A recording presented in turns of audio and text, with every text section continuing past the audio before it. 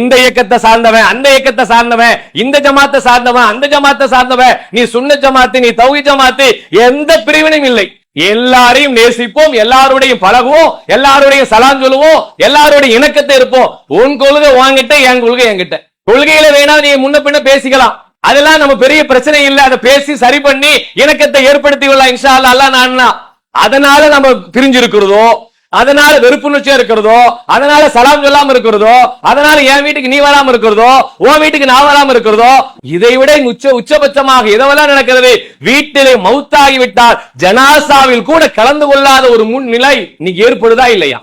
அவர் அந்த இயக்கத்தை சார்ந்தவன்பா, அதுல எல்லாம் நம்ம போய் நின்னா எங்க அமைப்புல நடவடிக்கை எடுத்துருவாங்க. இன்னும் முஸ்லிம் தானே, ஒரு மனிதன் தானே.